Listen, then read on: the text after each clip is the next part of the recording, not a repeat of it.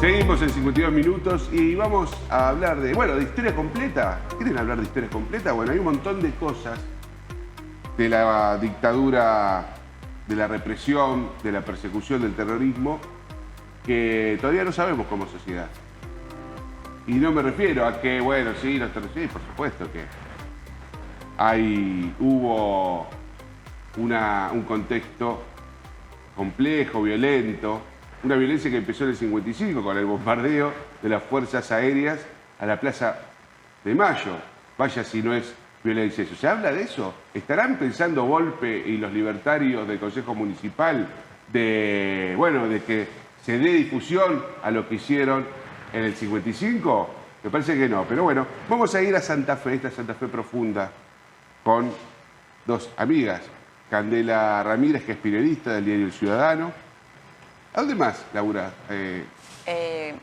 Los talleres también. Hago talleres, y unos soy talleres, docente, sí. Bueno, esos talleres están buenísimos, después los vamos a chivar un poco. Y Natalia García, que es docente, investigadora de la Universidad Nacional de Rosario, que también, bueno, has investigado sobre historia de la educación, ¿no? Bueno, vamos a empezar por Laura Paiva. Una nota que salió espectacular en El Ciudadano, en el marco de esta semana de conmemoración. Contanos, Candela, porque es alucinante la historia esa que vos nos mostraste, que sacaste, que revelaste y que no sabíamos ni sospechábamos de ese caso. Claro. Bueno, en realidad empieza por un juicio que tuvo sentencia en el 2021, que tiene el mismo nombre que el pueblo, porque la mayoría de las víctimas eran de ahí, Laguna Paiva. Pero era por militantes habían organizado un sindicato en un frigorífico en Nelson, que está cerca de Laguna Paiva, y eran la mayoría militantes del PRT. Y empieza por ahí, en realidad. Pero en el marco de ese juicio, cuando empiezan a declarar los familiares de estas víctimas, el equipo de abogados empieza a entender que había más delitos en juego, y en particular porque al que buscaban era como un referente del PRT, Catalino Páez, que empezó a moverse por pueblos de Santa Fe, de Entre Ríos, para esconderse, pero terminan persiguiendo a toda la familia. Y con esto quiero decir que se llevan secuestrado, además de Catalino, a su esposa, que estaba embarazada, a su hijo de 14 años, y tenían 6 hijos más, y esos hijos quedan solos, quedan en la calle. La más grande tenía 12, el más chiquito 1 año y medio, y un poco esa hermana mayor se hace cargo, con 12 años, que también quedan un poco deambulando, viendo si se pueden ir a la casa de alguien. En realidad los agarran en otra ciudad, que es en Buenos Aires, en Lima, pero por esto, porque estaban escondidos. Ellos tenían casa propia en Laguna Paiva, la abandonan para esconderse. ¿Esto fue en 1900? En el 80, el secuestro es en el 80. Que es un momento en donde se piensa que estaba un poco como en retroceso la represión, pero seguían ocurriendo estos operativos. Sí es cierto que los que quedan secuestrados terminan pasando a disposición del Poder Ejecutivo Nacional, que eso quiere decir de alguna manera como que quedan legales, entre comillas. O sea, empieza a pasar Catalino, que es el que queda detenido hasta el 84. O sea, ya estaba Alfonsín y a mitad de año recién lo liberan. Empieza a pasar por penales de todo el país. A propósito también para que esté lejos de la familia. Pero bueno, el caso, lo importante, lo que se va a investigar en el juicio que empieza el mes que viene, tiene que ver con estos chicos. La justicia por primera vez admite el delito de abandono de persona. Que ya para la querella ya es como un triunfo eso, de alguna manera. Como, bueno, admite investigar ese delito, porque los chicos quedan solos.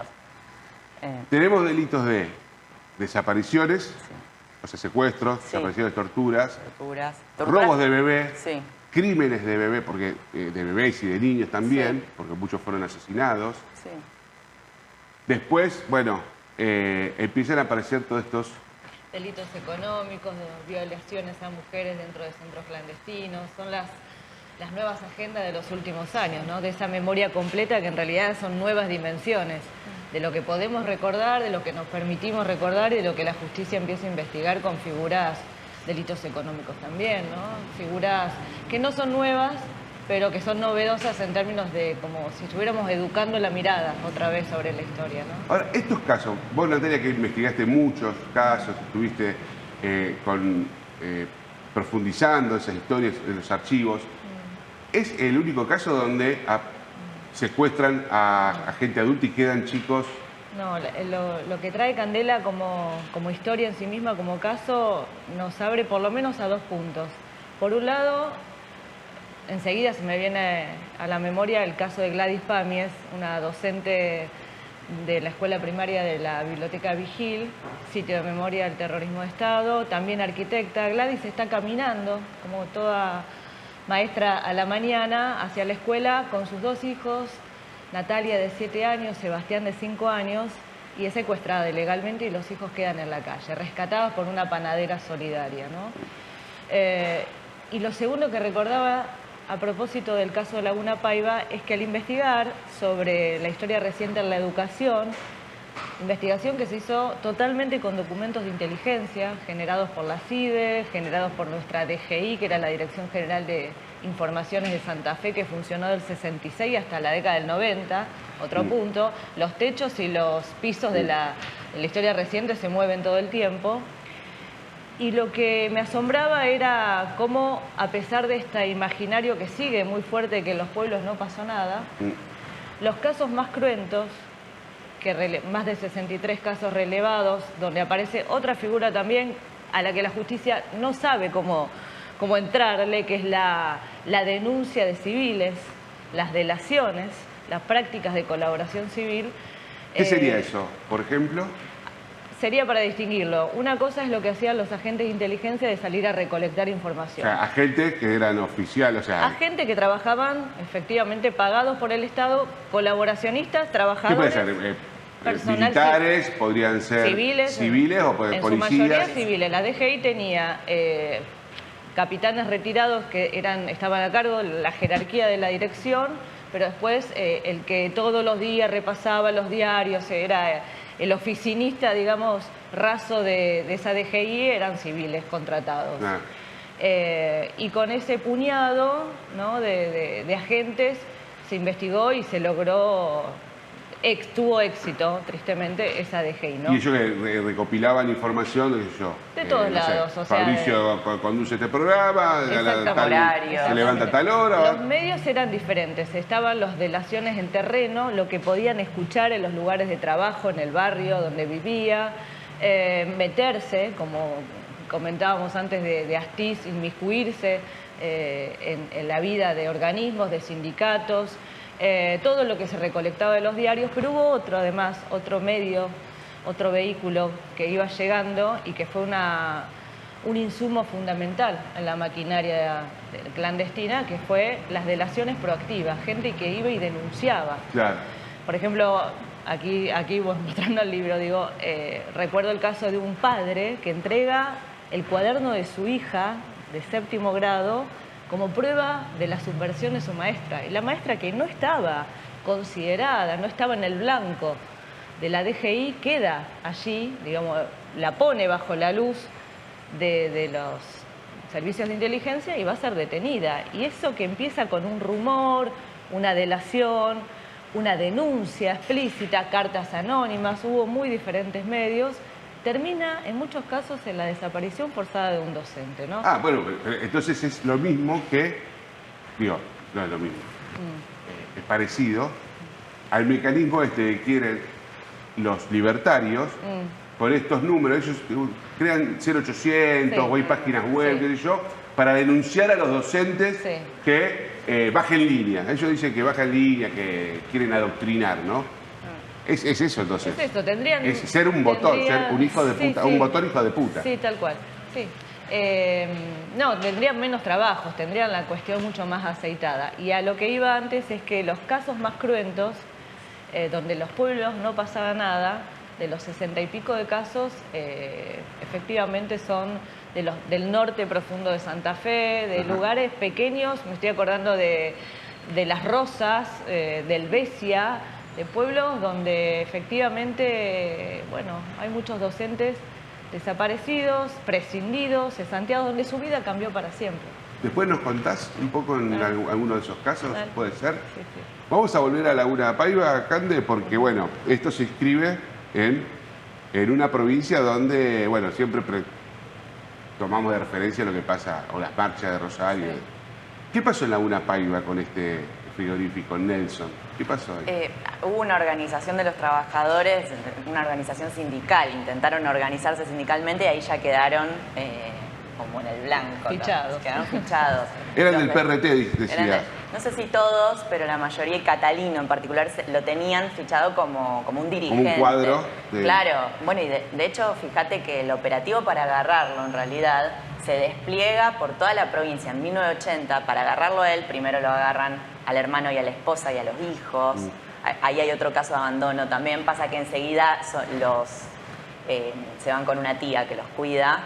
Después agarran a una hermana de Catalino y a su marido y a sus hijos, los llevan a centros clandestinos. Eso se investiga en el juicio ahora que empieza el mes que viene. O sea que es muy grande. Yo me centré en el caso de abandono y eso ocurre en Esperanza, en Esteban Rams, que son otros pueblos de Santa Fe, hasta que lo encuentran a Catalino, hasta que entienden que Catalino estaba en Buenos Aires, al noroeste, en Lima. Entonces se van hasta ahí y se llevan a Catalino, a la esposa, al hijo más grande, y a los chicos los dejan ahí a su suerte, digamos. Porque en otros casos, a mí lo que me sorprendió es que esto ya está registrado en el informe de la CONADEP. En el informe de la CONADEP, que sale en el año 84, en las primeras páginas, de hecho, cuando dice cómo son los secuestros, habla de la presencia de niños en secuestro. Y hay, no me acuerdo si 6 o 7 opciones, que detallo en la nota también. En algunos casos son la apropiación, en otros casos se quedan con algún familiar. Por ahí estamos más acostumbrados a saber con quién quedaron los chicos. Claro. Y a mí lo que me pasa, y quizás a vos te pasa lo mismo, ¿no? Esto de que uno se dedica a estos temas y sin embargo siempre encuentra como una arista que a mí me sorprende. Digo, ay, no había pensado en esto, en que los chicos quizás quedaban solos. Estos chicos quedaron, bueno, ahora son adultos, ¿no? Claro. Mario tiene 61 años. ¿Vos hablaste con Mario? Sí, es la persona con la que vengo hablando hace 5 años, por teléfono siempre, porque su caso entró en el primer juicio, su secuestro, claro, pero ahora entra de vuelta porque hay otro acusado. Y también lo que pesa en los pueblos es la cuestión cuando los acusados viven ahí y son conocidos por toda la comunidad. En este caso uno de ellos es muy querido por la comunidad, entonces como que no entra en la cabeza, por ahí no les creen. O sí, bueno, ahora la cuestión de entender que hayan sido niños hace que haya otra actitud también, como porque al principio ellos decían que cuando volvieron eran los hijos de los ponebombas. Quedó como ese mote también. Y quería decir esto sobre lo que decía Natalia recién, que a mí me quedó de una vez que la entrevisté yo a ella, y me dijo algo que me hizo pensar, y tiene que ver con esto, que es de quizás algo que nos faltó en estos años, es ponernos a pensar cómo operan en nosotros los discursos autoritarios, ¿no? Cuando hay regímenes así, o gobiernos autoritarios, bueno, ¿cómo opera eso en nosotros? Siempre estamos mirando al resto. Bueno, ¿y qué pasa con esos discursos de delación? Porque alguien llamaría a sesión 800. Claro, que dice eso de nosotros. Estamos como estar un poco más alerta también, de decir, bueno, me voy a sumar a esta ola de esta... Y nosotros como periodistas a la hora de escribir o de decir algo, también, cómo opera la autocensura. Bueno, eso veces, también. ¿no es cierto? También, sí. Eso es otro un mundo aparte también. Y está mucho más presente, me estaba acordando, preguntabas por un caso, cuando fui a presentar este libro a Las Rosas, pasó algo, es que me había invitado un amigo, y el evento iba a ser y fue en la Biblioteca Pública de Las Rosas, de Sarmiento. Y yo le entregué el libro antes y el libro empezó a circular por la ciudad. Y me contaban que se iban enviando audios de WhatsApp, porque el libro el caso de Las Rosas trata de un agente de inteligencia, Salzman, que le entrega un listado de docentes que trabajaban en la secundaria de Las Rosas al intendente, y le entrega un listado con una descripción de cada perfil y dictaminando qué había que hacer con ellos, incluido el exterminio. Yo a la hora de cuidar los datos, por razones de datos sensibles que se vuelcan ahí, en el libro aparecen como profesor 1, 2, son 8. El día de la presentación del libro yo notaba un clima como raro, que algo iba a pasar. Este amigo me decía, después te voy a explicar algo que sucedió en estos días. Y cuando estoy preparándome para empezar la charla, veo un grupo nutrido de gente que entra toda junta Y se van presentando y me dicen, soy el profesor número 1, soy el profesor número 2, soy el profesor número 3. Así que bueno, yo intenté dar una charla, pero yo sabía que lo más interesante iba a suceder después de esa charla, ¿no? Y además... Ellos se vieron... Se vieron, se reconocieron inmediatamente. Inmediatamente supieron, a pesar Salzman, de ¿cómo se llama? Salzman. Adolfo Salzman es quien los denuncia, pero a partir de una denuncia de un vecino, quien le provee mayoritariamente de los datos. Y en medio de la charla, termina mi triste conferencia y empieza lo mejor. Hay una foto que quedó de ese día que están todas las sillas mirando hacia atrás, porque hacia atrás estaban los profesores que empiezan a hablar por primera vez y la gente empieza a preguntar por primera vez. Y en el medio de esa cuestión se escucha una silla que cae y un portazo. Y después alguien me dice, porque allí todo se sabe, que esa había sido la persona que había denunciado en primer lugar y le había dado los datos a Salzman, que a su vez se lo había dado al intendente. Hay una red de complicidades. Claro. Y estos docentes se sintieron reivindicados en esta cuestión de ser, que creyeron en su palabra después de tantísimos años. Así que son derivas al presente, no son solo historias pasadas. Bueno, el abogado que cuenta que tiene que convivir con la familia para entender esta historia, porque es una familia muy numerosa, son muchos casos, él cuenta que, porque primero fue este juicio, como te decía, por los trabajadores, y entraba el caso de Mario con su mamá y su papá, pero dice que él se instala un mes y que hacía fila la familia, porque son primos, cuñados, todos fueron, hubo como una cumbre familiar en el campo, se reunieron todos, algunos no se veían desde hacía décadas, no la familia núcleo, pero por ahí tíos, primos, se reúnen todos y entre todos empiezan a reponer qué pasó. Y pensaba en esto de, miren cuando se dice esto de, bueno, ya está, tema del pasado, pasó hace un montón. Todas estas personas hasta ese momento no habían sido escuchadas. La abogada decía, el Estado, a pesar del enorme trabajo que se viene haciendo en los últimos 20 años por los juicios, hay lugares a los que no llega todavía. Y en estos pueblos quizás no había tenido esa entrada así. Fueron escuchados, todos estos hermanos que quedaron solos ya declararon ante la justicia. De hecho, en el primer juicio se hace toda esa prueba para hacer la denuncia. Y ahí aparecen estas cuestiones de que quedan solos. Y justo nombraste lo del 55 también, el bombardeo. Y viste que la primera gran investigación se hace en 2010, el bombardeo fue en el 55, y se hace una segunda edición, porque a partir de esa primera publicación, un montón de personas se ponen en contacto para decir lo que sabían. Desde el lado de familiares de víctimas o víctimas hasta... personas, digamos, que tenían más información sobre lo que había pasado. Entonces digo, si 60 años después eso ocurre con una publicación, una investigación casi académica, te diría, evidentemente todavía hay una necesidad de hablar y de personas que quieren decir lo suyo y que quieren ser escuchadas.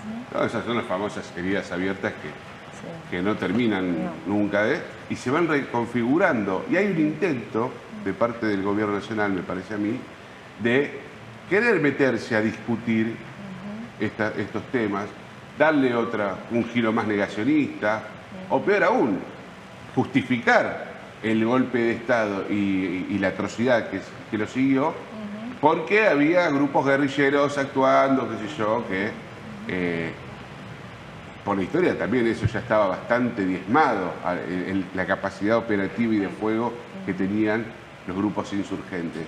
No había mucho más y que tranquilamente el Estado tenía todas las herramientas para hacerlo de forma legal, ¿no? Sí, yo creo que de todas formas no nos exime nada de esto de revisar cómo hemos estado transmitiendo la historia. Hay algunas críticas válidas a hacer a esta pedagogía de la memoria que hemos, y aquí me pongo como educadora, intentado construir y llevar adelante de muy diferentes maneras. Quizá hay que revisar algo de la liturgia, que a veces cristaliza relatos y no permite entrar nuevas preguntas, pero yo hablo de las preguntas genuinas, no hablo de las maniqueas o sesgadas que traen gobiernos de turno, digamos con una memoria que intenta instalar una narrativa. Hablo de las preguntas genuinas y curiosas que traen los jóvenes y los pibes. A esas hay que atender, a esas no hay que cerrar nunca, a eso el debate siempre tiene que estar abierto. Preguntas incómodas, preguntas que no nos gustan que nos hagan, preguntas que no sabemos responder, preguntas que no podemos contestar por ahora. Claro. Creo que hay mucho que revisar. Más allá, obviamente, lo primero es cerrar filas ante un negacionismo que reivindica crímenes, ¿no? Bueno, me parece que la contundencia de la marcha del martes fue impresionante. Sí, sí. Y pensaba vieron que todos los años, bueno, el gobierno hace un video, hace alguna publicación en relación a Qué estas malo que fechas. son. El Oría. Pero- Comunicacionalmente hablando, ustedes digan, no sé, me parece que no. Oría, Pero- el Oría ese, ¿cómo le come la billetera a Milei? Me encanta. No quiero pecar de optimista, que a veces me pasa, pero sí, al ver el video dije, no estoy de acuerdo con el planteo, pero al poner a una nieta que restituyó su identidad, de alguna manera algo reconocen. Digo, porque hasta este momento siento que venían intentando más decir, no fue tan así. Sí.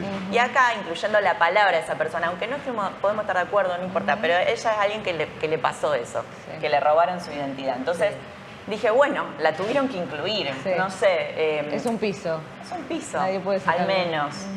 Sí. Y siento que ahí hubo un cambio en relación a los años anteriores que estaban quizás más provocadores en ese sentido. ¿Lo vieron al video? No. Yo sí lo vi. Oh, ¿todo? Sí, claro. ¿Las 2 horas? ¿La 1 hora 40? No, vi el recorte. ¿El viejo cómo se el llama? recorte. La raburre. Ese, la burre, que el habla de burro. que es hijo, sí, que son casos distintos aparte de lo que Sí. están planteando, como que ahí mezclan también. Pero bueno, yo dije, bueno, Un hay embole. algo de la narrativa que siento que admitieron al menos. Sí. Esto ocurrió. Puede ser. Los Bueno, otros pero- años siento que no. Lo que decía Natalia, esto de revisar, ¿no es cierto? Y la liturgia, hubo como una especie, bueno, esto es así porque es así.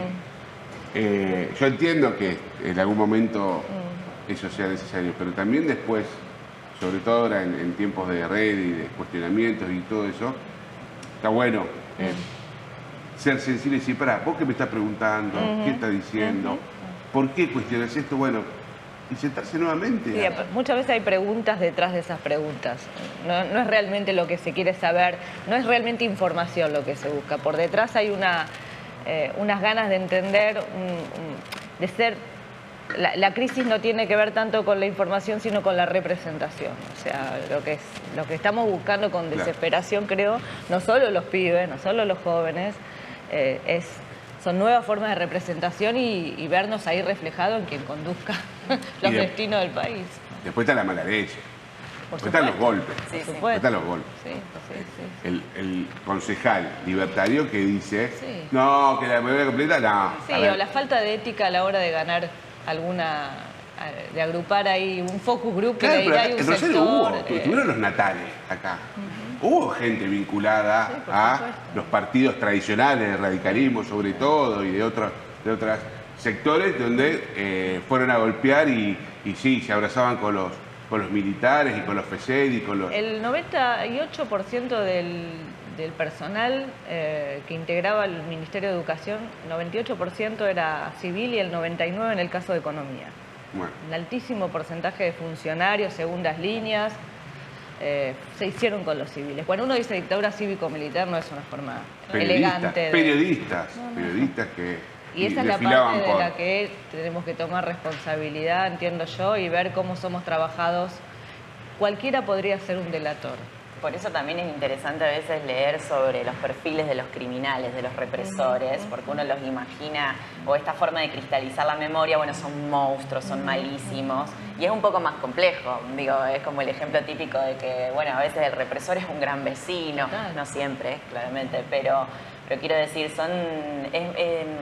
tiene muchas aristas este tema, y con esto de memoria completa, bueno, todas las cosas que nos faltan saber, desde lo civil, ni hablar, pero incluso todavía de delitos, que Sí. me interesó que en la CONADEP Sí. ya estaba contemplado en las primeras páginas, no es que está en el medio que hay que rasquetear, en la sexta, séptima página ya está la cuestión de los niños, pero claro, o sea, también debe haber algo de que es tanta la información que hay que procesar para una sociedad, digo, es muy... sí. Son tiempos políticos, son tiempos subjetivos, son capas a las que uno se va sumando a la historia. Y hay como un, no sé si decir movimiento, pero en los últimos años hay como una inquietud por esa cuestión también de qué pasaba Sí. con los niños, con la cantidad que pasaron por centros clandestinos. Por centro tema del que, sí, ese sí es un tema del que no se habla, incluso de los crímenes o los delitos, vejámenes sobre los niños en centros clandestinos. Recordando la figura de Florial, ese niño arrojado desde un avión y que hoy, que es el primer